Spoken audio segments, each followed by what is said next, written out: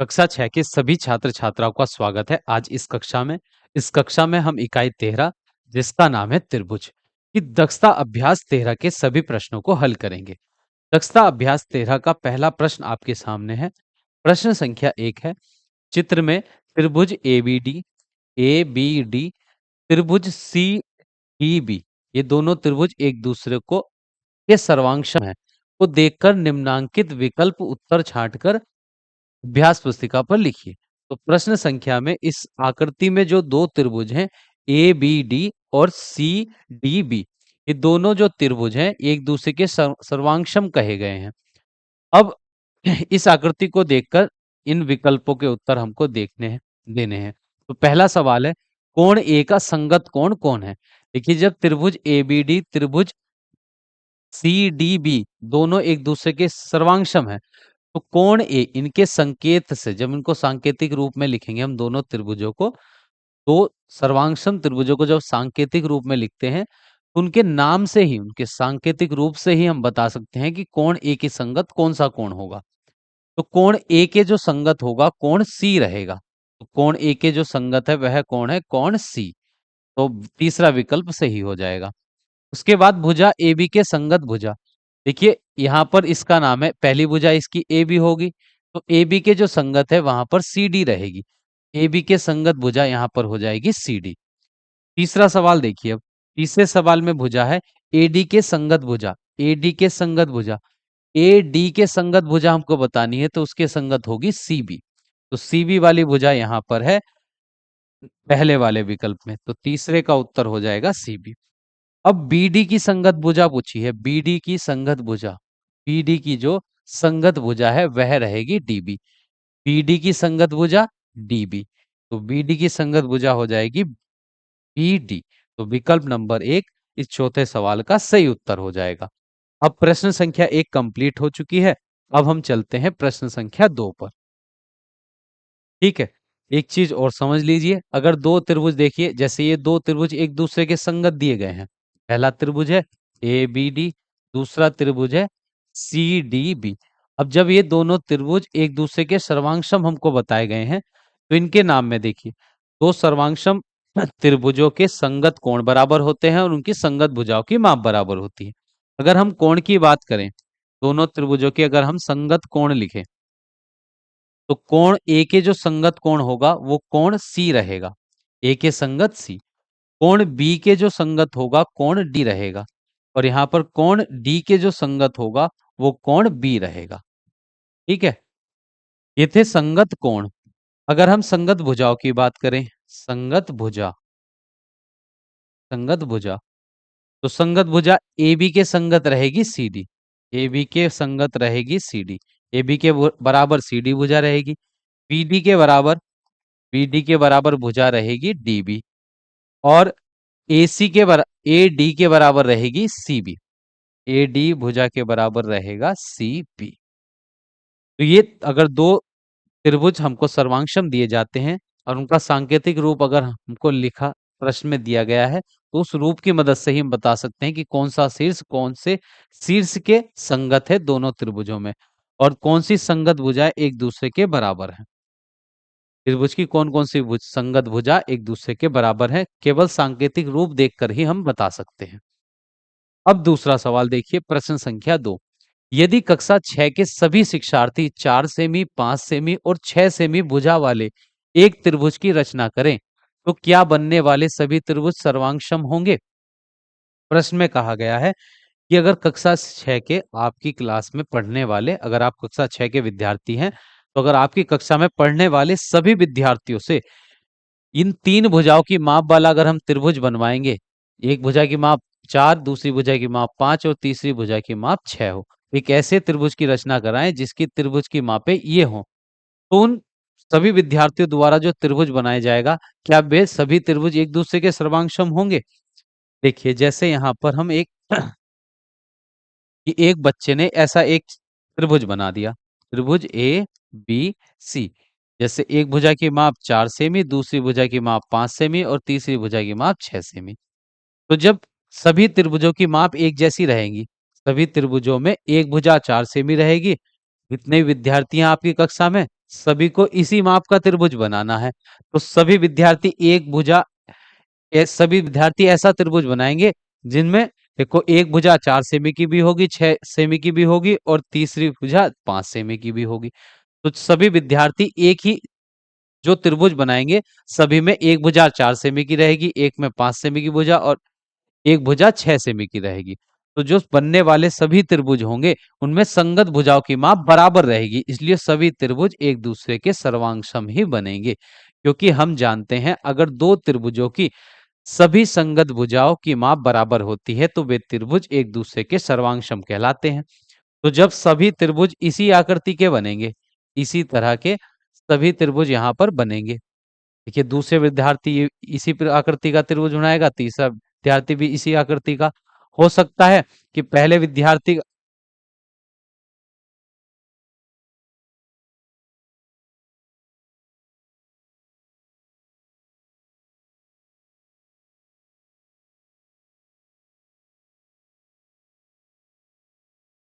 अब देखिए कोई हो सकता है कोई विद्यार्थी त्रिभुज को इस आकार में बना दे, हो सकता है कोई विद्यार्थी इसी त्रिभुज को इस आकार में बना दे।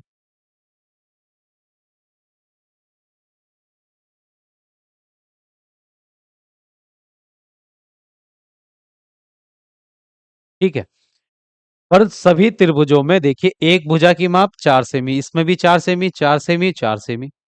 यहाँ 5 सेमी है, इसमें भी एक भुजा 5 है और इसमें भी एक भुजा 5 है। यहाँ भी 6 सेमी की भुजा, यहाँ पर भी 6 सेमी की भुजा और यहाँ पर भी 6 सेमी की भुजा। तो जितने भी त्रिभुज बनेंगे सभी त्रिभुजों में भुजा जो तीन भुजा रहेंगी वह 4 5 6 ही रहेंगी और सभी त्रिभुजों में एकक संगत भुजा, तीनों संगत भुजा एक दूसरे के बराबर आ जाएंगी। इसलिए सभी बनने वाले सभी त्रिभुज एस सर्वांग क्षमता नियम द्वारा एक दूसरे के सर्वांगसम ही बनेंगे। तो इसका उत्तर हम लिखेंगे हाँ। उत्तर लिखेंगे हाँ, सभी त्रिभुज सर्वांगसम होंगे। उत्तर में लिखेंगे सभी त्रिभुज सर्वांगसम होंगे। अब देखिए प्रश्न संख्या 2। प्रश्न संख्या 2 है यदि त्रिभुज एबीसी त्रिभुज पी क्यू आर दोनों एक दूसरे के सर्वांगसम है। सर्वांगसम होने का मतलब है वे दिखने में भी एक जैसे होंगे और उनकी माप भी एक जैसी होगी। त्रिभुज के सभी संगत कोण बराबर होंगे, संगत भुजाओं की माप भी बराबर रहेगी। तो ए बी की माप 3.2 सेंटीमीटर, भुजा बी सी की माप 5 सेंटीमीटर और भुजा सी ए की जो माप है वह 7 सेंटीमीटर हो, तो त्रिभुज पी क्यू आर की भुजाओं की माप ज्ञात करने के लिए कहा गया है। कि प्रश्न में हमको दिया गया है कि एक त्रिभुज एबीसी और त्रिभुज पी क्यू आर दोनों एक दूसरे के सर्वांगसम है और त्रिभुज एबीसी की तीनों भुजाओं की माप हमको दी गई है और हमको त्रिभुज पी क्यू आर की तीनों भुजाओं की माप ज्ञात करने के लिए कहा गया है।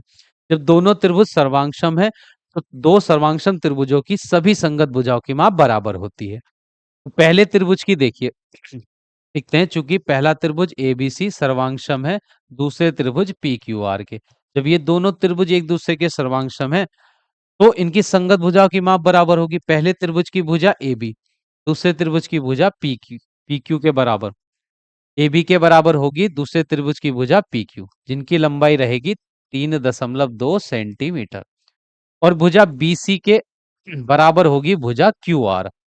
भुजा बी सी के बराबर आएगा भुजा क्यू आर। तो भुजा बी सी की माप प्रश्न में 5 सेंटीमीटर है तो भुजा क्यू आर की माप भी आ जाएगी 5 सेंटीमीटर। फिर भुजा सी ए के संगत दूसरे त्रिभुज में भुजा रहेगी आर पी। आर पी की जो माप है, सी ए की माप प्रश्न में दी गई है 7 सेंटीमीटर, तो आर पी वाली भुजा की माप भी हो जाएगी 7 सेंटीमीटर। जब दोनों त्रिभुज एक दूसरे के सर्वांगसम है तो सर्वांगसम त्रिभुजों की सभी संगत भुजाओं की माप बराबर रहती है। तो भुजा पहले त्रिभुज की भुजा ए बी दूसरे त्रिभुज की भुजा पी क्यू एक दूसरे के संगत है इसलिए उनकी माप 3.2 सेंटीमीटर हो जाएगी। और भुजा बीसी के संगत क्यू आर है तो उसकी माप 5 सेंटीमीटर, भुजा सी ए के संगत आर पी है उसकी माप हो जाएगी 7 सेंटीमीटर। अतः त्रिभुज पी क्यू आर की भुजाएं भुजाएं पी क्यू बराबर भुजाएं पी क्यू बराबर 3.2 सेंटीमीटर भुजा क्यू आर बराबर 5 सेंटीमीटर और भुजा आर पी बराबर 7 सेंटीमीटर। ये हो जाएगा इस प्रश्न का सही उत्तर।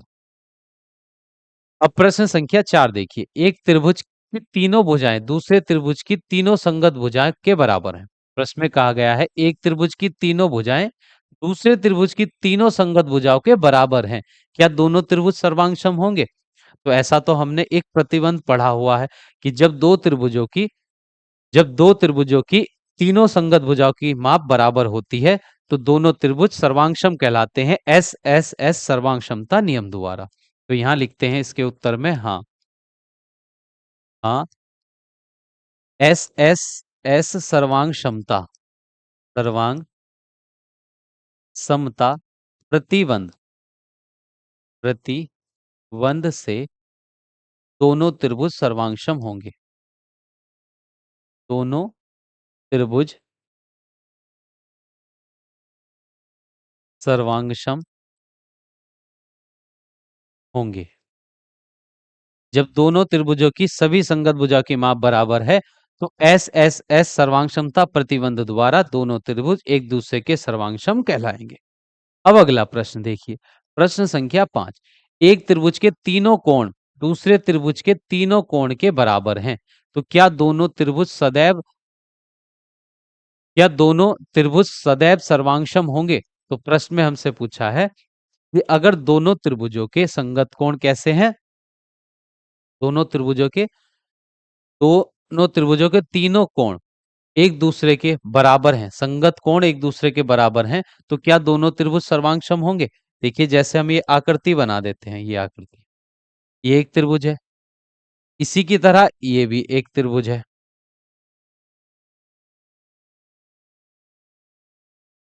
देखिए दोनों त्रिभुज है, तो ये दोनों त्रिभुज देखने में, देखिए इनकी भुजाओं के बीच के कोण तो बराबर हैं पर इनकी भुजाओं, दोनों त्रिभुज आपको दिखने में तो एक जैसे दिख रहे होंगे। दोनों त्रिभुजों में तीन तीन भुजाएं हैं तो इनके आकार तो एक जैसे हैं पर इनकी माप अलग अलग है। देखिए अगर ये कोण यहाँ पर 60 डिग्री का है, ये कोण यहाँ पर 60 है, वहां पर भी 60 डिग्री का होगा, ये कोण भी 60 डिग्री का है और ये वाला कोण भी 60 डिग्री का है। तो दो त्रिभुजों के अगर तीनों कोणों की माप, संगत कोणों की माप बराबर होगी तो वे आकृतियां, वे त्रिभुज एक दूसरे के समरूप कहलाएंगी। जरूरी नहीं है कि हर बार वे सर्वांगसम ही हो। सर्वांगसम आकृतियां वे रहती हैं जिनमें आकार भी एक जैसे हो और उनकी माप भी एक जैसी हो। पर यहां पर दो त्रिभुजों की अगर उनके तीनों संगत कोण बराबर हैं, तीनों संगत कोण बराबर होने पर वे त्रिभुज सर्वांगसम होने जरूरी नहीं है, वे समरूप कहलाते हैं। समरूप का मतलब है दिखने में तो एक जैसे होंगे पर जरूरी नहीं है कि उनकी माप एक जैसी हो, उनकी भुजाओं का अनुपात बराबर रहता है। तो यहां प्रश्न में हमसे पूछा गया था यदि एक त्रिभुज के तीनों कोण दूसरे त्रिभुज के तीनों कोण के बराबर हो तो क्या दोनों त्रिभुज सदैव सर्वांगसम होंगे? तो नहीं, वे सदैव सर्वांगसम नहीं होंगे। नहीं, वे कैसे होंगे? समरूप। इसका उत्तर हो जाएगा नहीं। वे त्रिभुज जिन दो त्रिभुजों के तीनों संगत कोण बराबर रहते हैं वे त्रिभुज समरूप कहलाते हैं, ना कि सर्वांगसम। सर्वांगसम होने के लिए उनकी तीनों संगत भुजाओं की माप अगर बराबर है तब वे एस एस एस प्रतिबंध द्वारा एक दूसरे के सर्वांगसम कहलाएंगे। अगर तीनों कोण बराबर हैं, तीनों कोण का मतलब जैसे यहाँ पर इस आकृति में ये कोण हम 30 डिग्री का, ये वाला 60 डिग्री का और ये वाला 90 डिग्री का मान ले, तो यहाँ पर भी 90 डिग्री का कोण, यहाँ पर भी 30 डिग्री का कोण और यहाँ पर 60 डिग्री का। तो ये दोनों कोण एक दूसरे के सर्वांगसम नहीं कहलाएंगे क्योंकि इनके संगत कोण तो बराबर हैं पर इनकी भुजाओं का अनुपात बराबर होगा, इनकी भुजाएं एक दूसरे के बराबर नहीं होंगी। इसलिए ये दोनों आकृतियां, दोनों त्रिभुज एक दूसरे के समरूप कहलाएंगी, सर्वांगसम नहीं है। अब देखिए प्रश्न संख्या 6, एक त्रिभुज का एक कोण 130 डिग्री का है, शेष दो कोण आपस में बराबर हैं, तो इन दोनों कोणों की माप ज्ञात कीजिए। तो प्रश्न में कहा गया है एक कोण तो 130 डिग्री का है, तो लिखते हैं पहला कोण। पहला कोण प्रश्न में हमको दिया गया है त्रिभुज का 130 डिग्री। और त्रिभुज में 3 कोण होते हैं, 3 में से एक कोण 130 डिग्री का है और बचे हुए दो शेष दो कोण हैं उनकी माप बराबर है। कि दूसरा कोण, जो त्रिभुज का दूसरा कोण है और त्रिभुज का तीसरा कोण, दोनों की माप बराबर है। दोनों की माप बराबर है। जैसे हम मान लेते हैं दोनों कोण x डिग्री के हैं, तो इसलिए जब त्रिभुज के एक कोण 130 डिग्री है, बचे हुए दो शेष कोण की माप हमने यहाँ पर मान ली है x डिग्री। दूसरा कोण भी x डिग्री का है और तीसरा कोण भी x डिग्री का है। और हम जानते हैं त्रिभुज के तीनों कोणों का जो योगफल होता है, यहां पर हम लिखेंगे चूंकि त्रिभुज के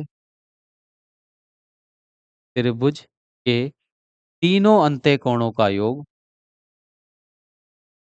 अंतः कोणों का योग, अंतः कोणों का योग फल 180 होता है। त्रिभुज के अगर तीनों कोणों को जोड़ते हैं हम, तो उनका योगफल सदैव 180 डिग्री आता है। जब त्रिभुज के 3 कोण हमारे पास हैं, पहला कोण 130 डिग्री, दूसरा और तीसरा कोण दोनों बराबर बराबर माप के हैं। अगर हम तीनों को जोड़ेंगे तो हमको मिल जाएगा 180। 130 इधर प्लस का है, दाहिनी तरफ जाकर घट जाएगा। x में x जोड़ेंगे तो हो जाएगा 2x डिग्री। और 180 डिग्री में से 130 अगर हम घटा दें तो 2x डिग्री का मान, 180 में से 130 घटाएंगे तो हमको मिल गया 50 डिग्री। और 2 इधर गुणा में है, उधर जाएगा भाग में। तो 2 से अगर 50 डिग्री को भाग करेंगे तो x का मान हमको मिल जाएगा 25 डिग्री। कि दूसरा और तीसरे कोण की माप 25 डिग्री और 25 डिग्री है।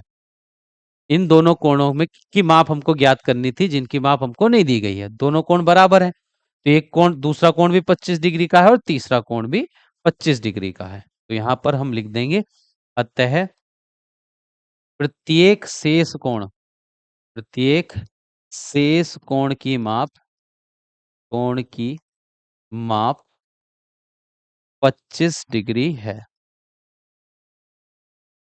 प्रश्न संख्या 6 कंप्लीट हो चुकी है। अब देखिए प्रश्न संख्या 7। एक समकोण त्रिभुज के दो कोण बराबर है। प्रश्न में कहा गया है एक समकोण त्रिभुज है। समकोण त्रिभुज वह त्रिभुज होता है जिसमें एक कोण की माप 90 डिग्री हो। तो जब समकोण त्रिभुज है तो एक कोण की माप तो 90 रहेगी। जो शेष दो कोण है उनकी माप बराबर बताई गई है प्रश्न में। कि शेष के दो कोण कैसे हैं, बराबर हैं। तो दोनों कोण कितने कितने अंश के हैं ये हमको बताना है। कि जैसे एक समकोण त्रिभुज है, देखिए जैसे हमने एक समकोण त्रिभुज बना लिया ये ए बी सी, तो इसमें शीर्ष बी पर 90 डिग्री का कोण है। प्रश्न में कहा गया है एक समकोण त्रिभुज है, इसके दो जो शेष कोण है वो दोनों बराबर हैं। ये दोनों की माप बराबर है। जैसे हम मान लेते हैं यहाँ भी x डिग्री का कोण है, यहाँ भी x डिग्री का है। जब दोनों कोणों की माप है तो दोनों जगह हमने x ही माना। अब दोनों कोणों की माप कितनी कितनी है डिग्री में, अंश में हमको ये बताना है।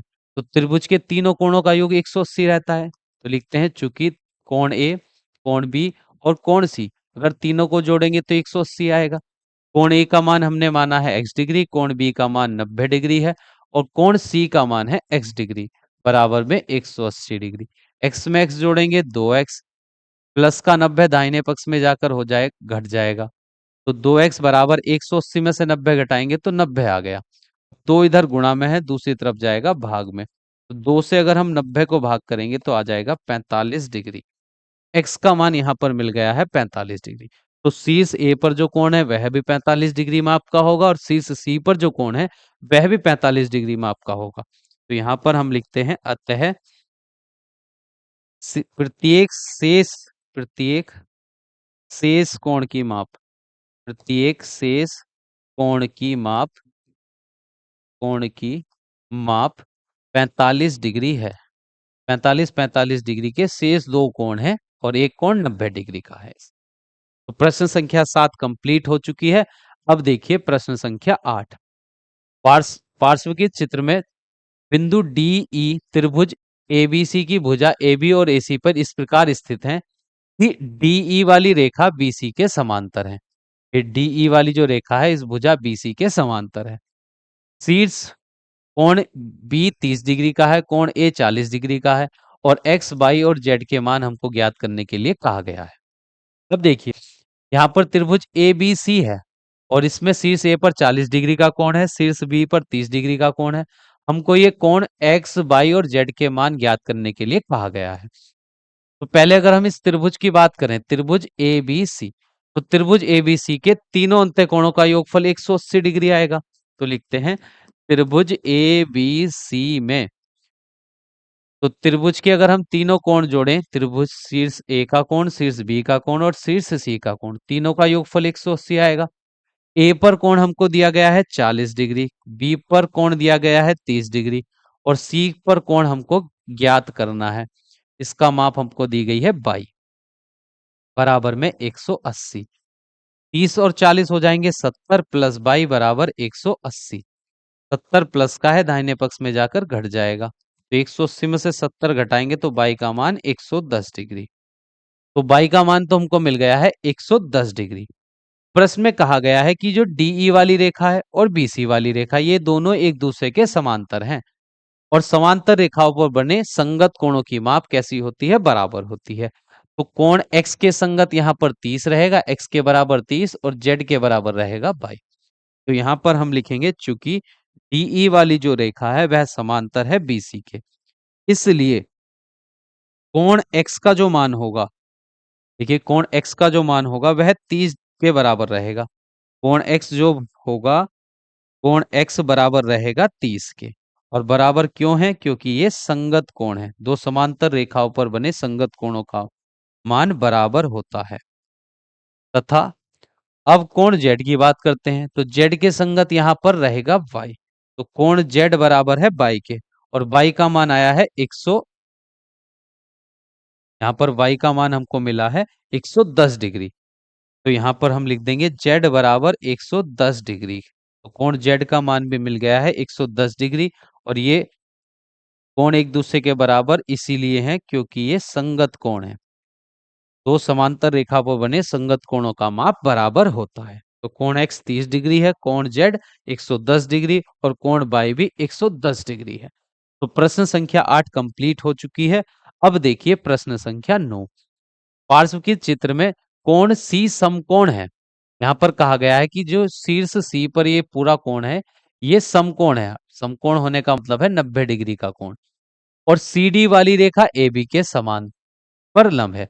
ये CD वाली, यहाँ पर शीर्ष D है, ये CD वाली रेखा जो है AB पर लंब है। लंब होने का मतलब 90 डिग्री का कोण बनाएगी ये AB पर, तो इधर भी 90 डिग्री का कोण। और शीर्ष A पर जो कोण है वह 65 डिग्री का है और निम्नलिखित कोणों के मान मान ज्ञात करने के लिए हमसे कहा गया है। अब हमको कोण ACD ज्ञात करना है। ACD, ये ACD कोण हमको ज्ञात करना है। ACD वाले त्रिभुज में, देखिए ये कोण हमको निकालना है ACD। तो ACD वाले त्रिभुज में एक कोण 65 डिग्री का है, एक 90 डिग्री का है और तीसरा कोण हमको निकालना है। तो लिखते हैं पहले सवाल का उत्तर, त्रिभुज ACD में, तो त्रिभुज ACD के तीनों अंत्य कोणों का योग 180 डिग्री होगा। तो अगर हम इन तीनों को जोड़ें, एक कोण है इस त्रिभुज का, एक कोण है A, दूसरा कोण है ACD और तीसरा कोण है इस त्रिभुज का CDA। CDA तीनों कोणों का योगफल आएगा 180। तो कोण A की माप 65 डिग्री है, कोण ACD का माप हमको ज्ञात करना है, इसको जैसा था वैसे ही लिख देंगे। कोण CDA का माप है, क्योंकि CD वाली रेखा AB पर लंब है तो ये 90 डिग्री का कोण बनाएगी, यहाँ पर 90 बराबर में 180। तो 65 और 90 एक दोनों को एक साथ जोड़ देंगे, 65 90 जोड़ेंगे तो 155 डिग्री बराबर में 180 डिग्री। अब ये कोण ACD बराबर 180 में से घट जाएगा 155 डिग्री, तो 180 में से जब हम घटाएंगे तो कोण ACD की जो माप है वह मिल जाएगी हमको, 180 में से 55 डिग्री हमको घटाना है तो ये आ जाएगा 25 डिग्री। 25 डिग्री कोण ACD की माप आ गई है 25 डिग्री। ठीक है, अब हमको कोण BCD ज्ञात करना है। कोण BCD, इसको यहां पर ज्ञात करते हैं। देखिए कोण BCD, ये वाला कोण हमको ज्ञात करना है। प्रश्न में कहा गया है कि कोण C जो है वह समकोण है। समकोण होने का मतलब पूरा जो ये C कोण है ये 90 डिग्री का कोण है यहां से यहां तक, और ये वाला कोण अभी हमने निकाला है 25। तो आगे को ये कोण कितना बच जाएगा, तो लिखते हैं कोण C बराबर है, कोण C दो कोणों से मिलकर बना है, एक ACD लिखते हैं कोण ए सी डी प्लस कोण बी सी डी। अगर इन दोनों कोणों को जोड़ेंगे तो कोण सी बनेगा। तो कोण सी का मान प्रश्न में हमको दिया गया है 90 डिग्री, क्योंकि कोण सी क्या है, सा है समकोण। समकोण वह कोण होता है जिसकी माप 90 डिग्री हो। और कोण ए सी डी, ए सी और डी की माप अभी हमने ज्ञात की है 25, और प्लस कोण बी सी डी का मान हमको ज्ञात करना है। तो 25 बाएं पक्ष में आकर घट जाएगा। तो कोण बी सी डी बराबर, अब 90 में से 25 घटा देंगे तो हमको मिल जाएगा यहाँ पर 55 मिल जाएगा। ये हमको मिलेगा 65 बराबर कोण बी सी टी। ठीक है, 90 में से 25 घटा दिया तो आ गया 65।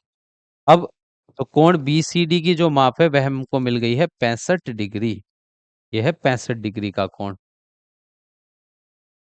ठीक है, ये वाला है 25 डिग्री का कोण और ये आ गया है 65 डिग्री का कोण। ये 25 और 65 दोनों को जोड़ेंगे तो आ जाएगा 90 डिग्री। अब CBD कोण की माप ज्ञात करनी है। CBD, CBD, तो ये इस त्रिभुज का कोण है। त्रिभुज का एक कोण 90 है, दूसरा कोण हमको निकालना है, तीसरा कोण 65 डिग्री है। तो ये वाला कोण हम यहां पर ज्ञात कर लेते हैं। देखते हैं त्रिभुज CDB में, CDB में इस त्रिभुज में तीनों कोण देखिए, एक कोण है 90 डिग्री का, दूसरा कोण है 65 डिग्री का, और तीसरा कोण ये हमको निकालना है जिसका नाम है CBD। कोण CBD तीनों को जोड़ेंगे तो 180 डिग्री आ जाएगा। त्रिभुज के तीनों कोणों का योगफल रहता है 180 डिग्री। तो 90 और 65 अगर हम जोड़ेंगे तो 155 डिग्री रहेगा ये, प्लस कोण CBD बराबर 180। तो कोण CBD ज्ञात करने के लिए ये 155 दाहिने पक्ष में जाकर घट जाएगा। 180 में से 155 डिग्री घटा देंगे तो कोण CBD बराबर 180 में से हमने 155 घटाया तो 10 में से 5 घटाने पर 5, यहां पर हमको ये मिल जाएगा 25 डिग्री का। ये भी 25 डिग्री, क्योंकि 10 में 5 घटाएंगे 5, 7 में से 5 घटाने पर 2। तो कोण CBD का माप भी आ गया है 25 डिग्री। ठीक है, तो प्रश्न संख्या 9 में तीनों कोण जो हमको ज्ञात करने थे वो हमने यहाँ पर ज्ञात कर लिए हैं।